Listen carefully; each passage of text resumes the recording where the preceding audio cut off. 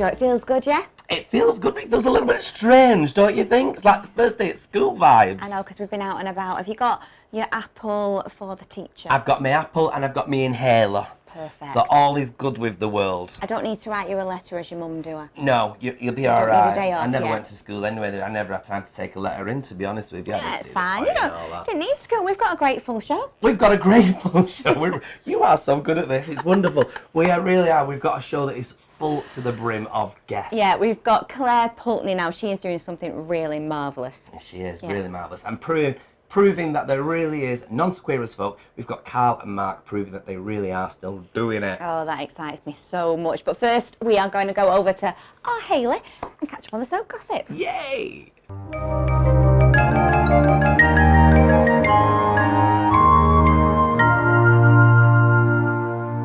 Hi, I'm Hayley and welcome back to Soap Corner. Now, we've been out of the studio for the past 2 weeks, as you'll know, so it's actually strangely comforting to be back on my beanbag.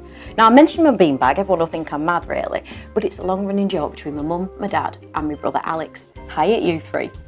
Now, let's start off with Hollyoaks. Now, tonight, Scott is going to be desperate to clear his name and Imran offers support to Ollie.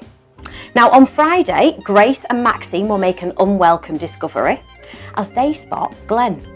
And Perry and Harley are thinking about going back to school and uni. They should do as well, shouldn't they?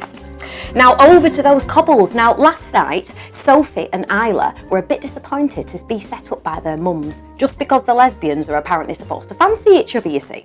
But it seems that Paula, Isla's mum, is actually the one who's interested in Sophie herself.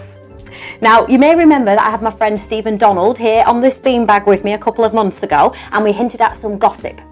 Well, last night he appeared on Coronation Street as Tyrone's dad. So we'll see what the future holds. I may or may not know more, but I shall certainly be telling you and keeping you up to date when I can.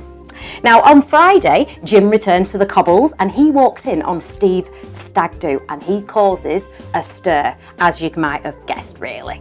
Now, Bethany finds out that Billy's been visiting Josh, and Sophie is stunned when Paula agrees to go on a date with Kevin. She tells Sophie that it's actually just to appease Sally.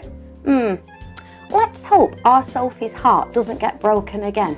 That's it from me, and I will catch you lot next time. Bye! Well, thank you, Hales. Right then, in 1999, a British television show aired on Channel 4 chronicling the lives of 3 gay men. Nothing special about that these days. No, but back then it really changed our lives and changed the way of the world and, in fact, the way that people look differently at the LGBT community. It was fab. It was fab, but what was even more fab was the soundtrack to that show, and it's still just as popular today. And proving that is the fact that in February, everybody, in February next year, 2 men and a 28-piece orchestra will prove that they really are queer as folk and still really doing it. Please welcome Mr. Carl Darcy and our lovely Mark, everybody. Mark. You've got to say it like that, Mark. Tell us all about it then. How are you doing? Are you all right? Yeah, thanks for having us. Wait, I'm not. But anyway, so you've got a 28-piece orchestra playing the music of Queer as Folk. Is this correct? We have, yes. This came about, as always, with good things. We were drinking a bottle of wine. More than one bottle of wine, and a song came on and we went, oh my god, that reminds us of the TV show, and got a bit giddy, and then one of us said it's got to be 20 years old now, and then that's where it came, kind of stumbled, googled it, and then kind of went on from there, and now we're here with a full-blown classical show. I've got to ask, what was that song? It was the original version of the Indigo song on the track, Haven't You Heard? So, but it was like the Northern Souls, So we were at the Lisa Stansfield gig in town, and it was just like that song, that beat, and it just kind of took shape, literally there at the bar with a napkin.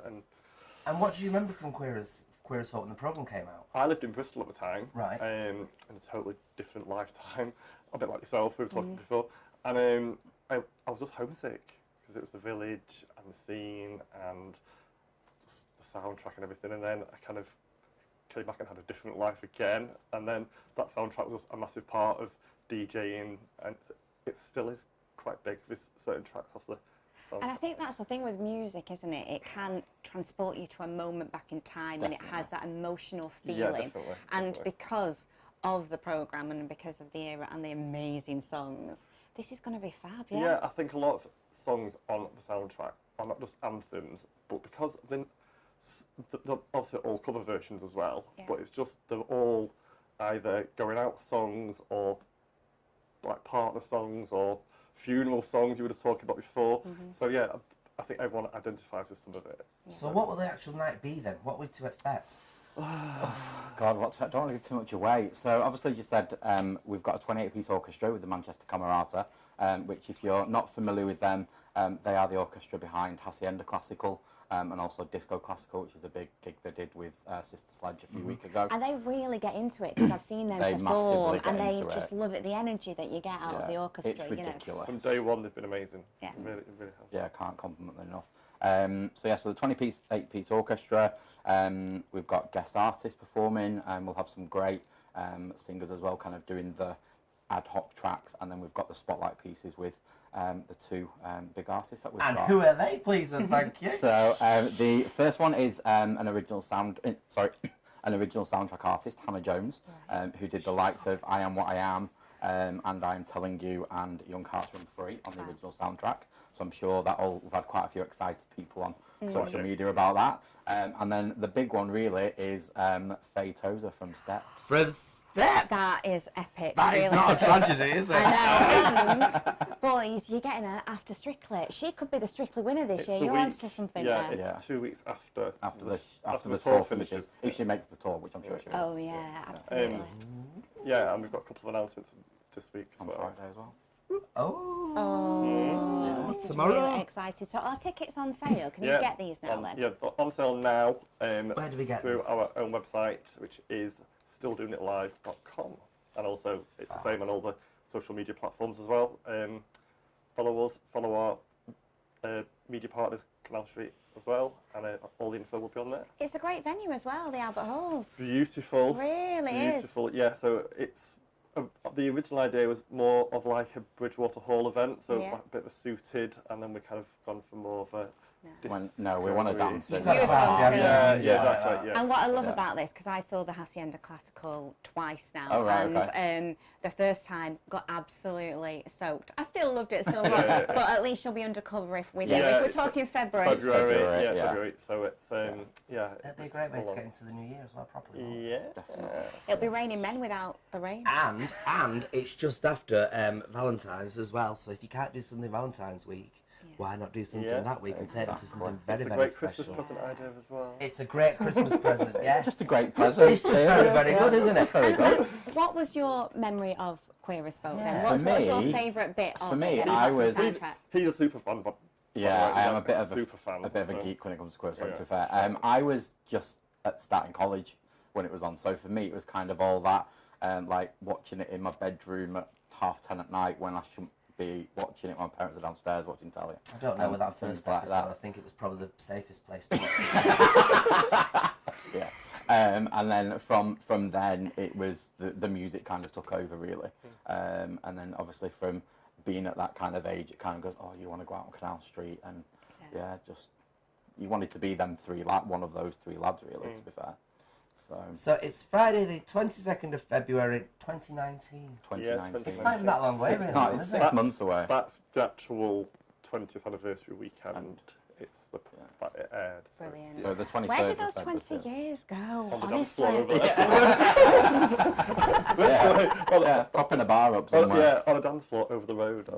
Flashback central, really. It's going to be a great night. It really, It'll be really fun. is. And I know I'll be bopping away. Definitely. Well, thanks very much for coming in. Thank you for having us. And best of British with it. Thank you. I'm doing it. I'm really doing it. Still Doing It, the soundtrack of our lives, celebrating 20 years of Queer as Folk. The soundtrack that changed a generation.